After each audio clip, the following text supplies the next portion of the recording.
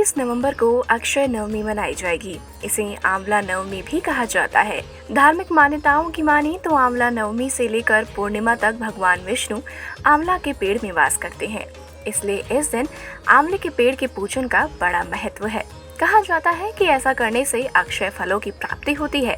लेकिन क्या आप जानते हैं कि आंवला नवमी की कई सारी कथाएं भी प्रचलित हैं? चलिए एक कथा आपको मैं आज की इस वीडियो में बताती हूँ। नमस्कार, आप देख रहे हैं बोल्ड स्काई और मैं हूँ आप सभी के साथ कृतिका। अक्षय नवमी की पौराणिक कथा अनुसार काशी नगर में एक निसंतान धर्मात्मा वैश्य रहा करते थे। उनके जीवन में धन धान्य की कोई कमी नहीं थी, लेकिन फिर भी वे दुखी रहते थे क्योंकि उनकी कोई संतान नहीं थी। एक दिन वैश्य की पत्नी से उनकी एक पड़ोसन ने कहा कि अगर तुम पुत्र रत्न की प्राप्ति चाहती तो इसके लिए मेरे पास एक उपाय है। इस उपाय के अनुसार तुम्हें किसी पराये बालक की बलि भैरव भगवान के नाम से चढ़ानी होगी।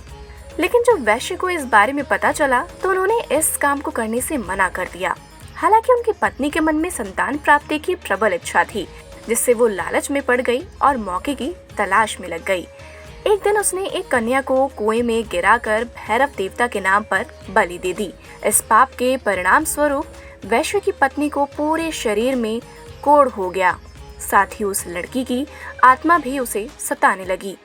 अपनी पत्नी की ऐसी हालत देखकर वैश्य ने उससे पूछा कि आखिर ये सब क्यों हुआ है।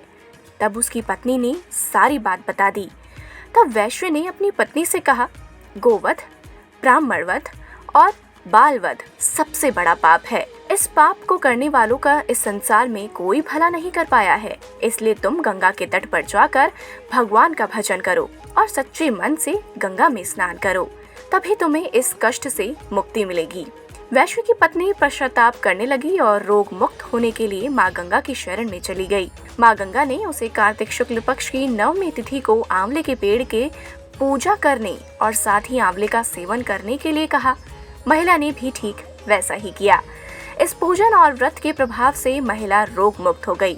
इतना ही नहीं, इस व्रत के प्रभाव से कुछ दिन बाद उसे संतान सुख की प्राप्ति भी हुई। फिलहाल इस वीडियो में इतना ही। और भी ऐसी वीडियोस को देखने के लिए आप जुड़े रहिए बोल्ड स्काई के साथ। नमस्कार।